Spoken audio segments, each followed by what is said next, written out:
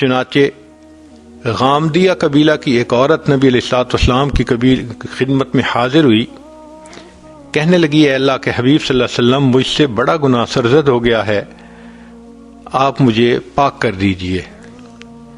وہ عورت یہ جانتی تھی کہ ایک ہوتی ہے پیشاب پخانے کی ناپاکی، یہ پانی بہانے سے دھل جاتی ہے، ایک ہوتی ہے گناہ کبیرہ کی ناپاکی، یہ ناپاکی توبہ کے بغیر نہیں دھلتی۔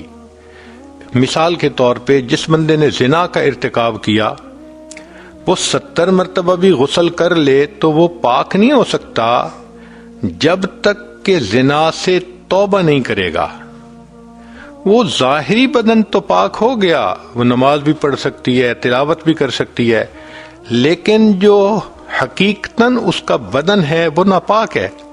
تو اللہ رب العزت نے ہر عورت کو پاک دنیا میں پیدا کیا ہے، خاوند کے ساتھ رہے تو شرعاً جائز اس کا بدن پاک رہتا ہے۔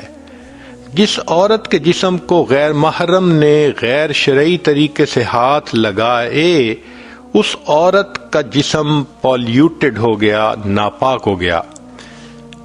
اگر فقط ہاتھ لگانا تک تھا تو تھوڑا ناپاک، اور اگر زنا کا ارتکاب تھا تو پورا جسم ناپاک۔ اب یہ ناپاکی توبہ کے بغیر نہیں دھل سکتی۔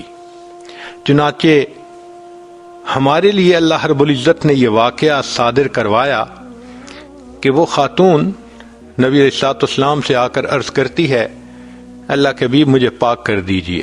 نبی علیہ السلام نے دوسری طرف دیکھ لیا، اس نے ادھر سے آ کے پھر یہی بات کی۔ آپ صلی اللہ علیہ وسلم نے تیسری طرف دیکھا، اس نے تیسری طرف آ کر یہی بات کی۔ جب اس نے 4 مرتبہ اقرار کر لیا کہ مجھ سے بڑا گناہ سرزد ہو گیا، تو نبی السلام نے فرمایا تجھے وہم ہو گیا ہوگا۔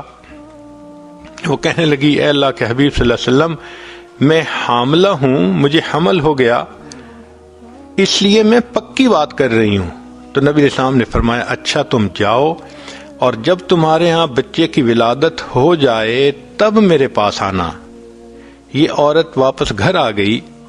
اب اس کے پاس گڈ 9 منتھ تھے۔ ان 9 مہینوں میں یہ اپنی رائے بھی بدل سکتی تھی، یہ کسی دوسری بستی میں جا کے رہ سکتی تھی، یہ چلی جاتی وہاں سے، کوئی اس کے پیچھے پولیس تو نہیں پڑی ہوئی تھی، مگر یہ اپنی ضمیر کی قیدی تھی۔ اس کا ضمیر اس کو جھنجھوڑ رہا تھا، ملامت کر رہا تھا کہ دیکھو تم ناپاک ہو چکی ہو، اب اسی حال میں اگر تم مر گئی تو قیامت کے دن تمہیں ناپاک کھڑا کیا جائے گا۔ اور حدیث پاک کا مفہوم ہے کہ جو عورت زنا سے توبہ کیے بغیر مرے گی، قیامت کے دن اس بے پردہ عورت کو اللہ تعالیٰ نہیں دیکھیں گے۔ تو اس کے دل میں یہ تھا کہ اللہ میری طرف دیکھنا بھی پسند نہیں کریں گے، میری شکل بھی نہیں دیکھیں گے، مجھے پاک ہونا ہے۔ نہ اس کو دن میں چین تھا، نہ اس کو راحت میں سکون تھا۔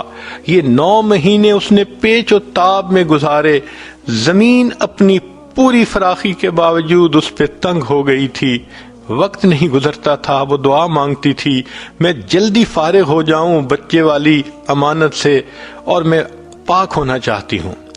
جب بچے کی ولادت ہوئی، وہ بچے کو لے کے نبی السلام کی خدمت میں حاضر ہوئی۔ اے اللہ کے حبیب صلی اللہ علیہ وسلم، میرے ہاں بیٹا پیدا ہو گیا ہے۔ نبی السلام نے فرمایا اچھا اس کو دودھ پلاؤ۔ اب دودھ پلانا 1.5 سے 2 سال کا معاملہ ہے۔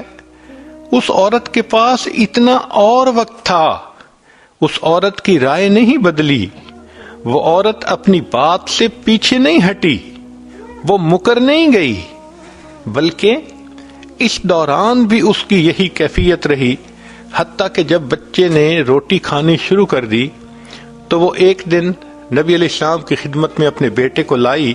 بیٹے کے ہاتھ میں روٹی کا ٹکڑا تھا۔ اے اللہ کے حبیب صلی اللہ علیہ وسلم، میرے بیٹے نے اب روٹی کھانی شروع کر دی، دودھ اس نے بند کر دیا۔ نبی علیہ السلام نے صحابہ سے فرمایا کہ اس پر حد جاری کرو، اس کو پاک کر دو۔ وہ عورت جانتی تھی میرے قبیلے کی بدنامی ہوگی، وہ جانتی تھی کہ مجھے اذیت ملے گی، میری موت آ جائے گی، مگر وہ اتنا بھی جانتی تھی کہ دنیا کی ذلت کم ہے قیامت کے دن کی ذلت بڑی اور بری ہے۔ لہذا اس نے کہا کہ مجھے پاک کیجئے۔ جب اس عورت کو رجم کیا گیا تو اس وقت ایک صحابی نے غصے کی کوئی فکرہ اس کے سامنے کہہ دیا۔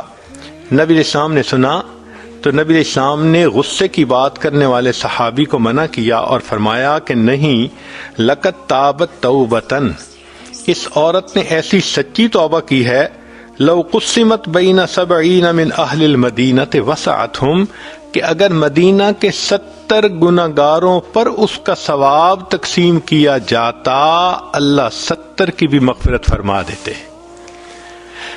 تو ایسے لوگ کہ جن سے غلطی سرزد ہوئی اور پھر وہ عزم کے پہاڑ بن گئے، پھر انہوں نے ایسی توبہ کی جیسی کرنی چاہیے تھی، ان تائبین کے واقعات پڑھ کر بھی انسان کو ہمت ملتی ہے۔